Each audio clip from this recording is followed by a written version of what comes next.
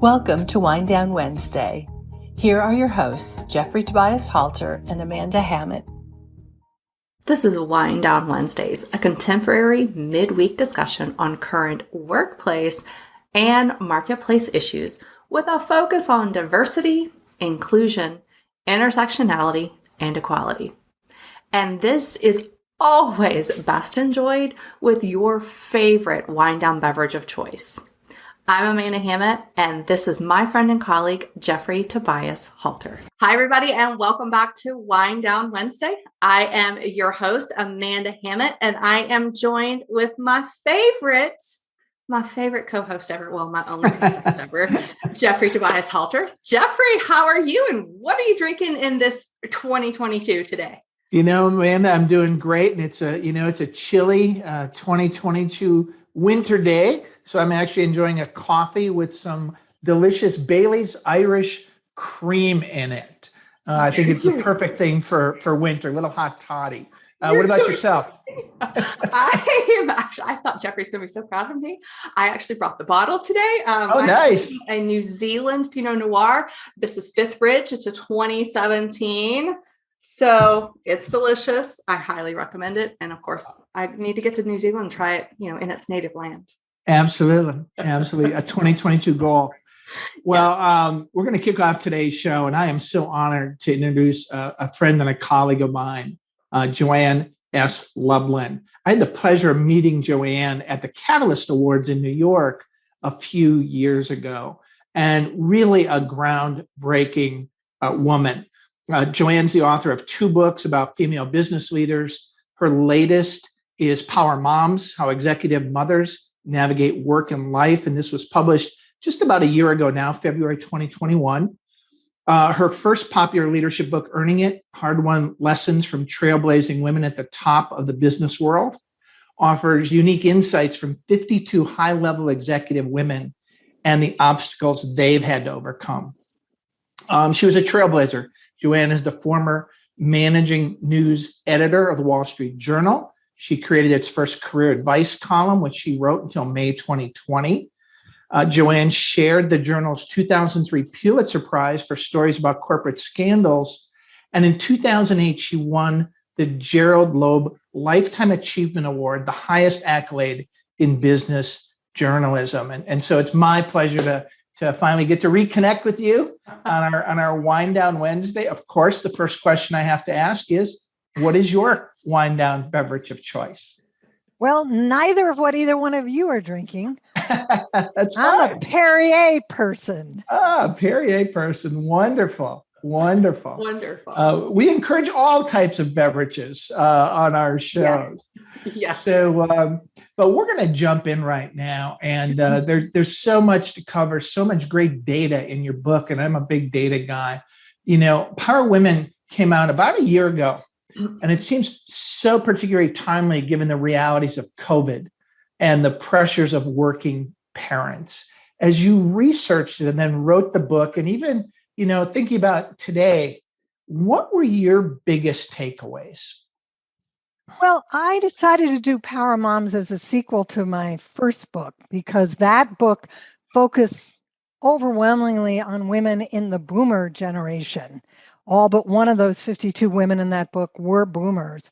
And so I wanted to see what had changed or what had not changed between the first wave of executives who got to be moms and enter the executive ranks and the younger wave, women who were in their early 30s to early 40s, Gen Xers and millennials. And the thing that I found that was striking was that there had been a profound cultural shift between those two generations. And it was indeed easier for those younger women who were becoming executives and having children. And there were 3 reasons. One was advances in technology. A second was the fact that they now had more supportive spouses, whether they were men or women. But thirdly, the workplace had changed. Companies had woken up and smelled the coffee or the New Zealand wine, as it might have been their choice, and recognized that working parents, and in particular working working moms are people who are worth hiring, recruiting, promoting. And partly those workplaces had changed because that first wave of women had made it into the executive ranks. I love this. I love this. I love this. So, Joann, I'd like to ask, what are your thoughts on how businesses can successfully retain employees with kids? Or how do workplaces work for working parents like myself? Well, there are many, many more people who are working and have kids than are not, if you include the dads. And so I think it's really important, if you want to make work for parents, is to, number one, to recognize that parents, by their very role, are bringing some strengths to the workplace that they've gained by having kids. They know how to delegate. They know how to set priorities. They know how to multitask. And for women in particular, they are very, very empathetic listeners, I think, to a greater degree than all but the extraneous or occasional example of a guy who's highly involved in parenting. But I also think you can make work for parents if you set the tone at the top and have male executives who make it not only acceptable, but expected that they will take parental leave. And at the same time, you need to make sure that you expand both the value and the types of childcare assistance that you're giving. In a story I recently wrote for the Wall Street Journal, I talked about companies looking at, for instance, helping people share nannies or share a slot at a childcare center, because not everybody's going to be coming in the office 5 days a week, even as offices reopen. That's awesome. Very good. Yeah, and that's so good, because I think there's organizational things that leaders can do. What happens if, Joann, if I'm just a line manager and I want to support women on my team?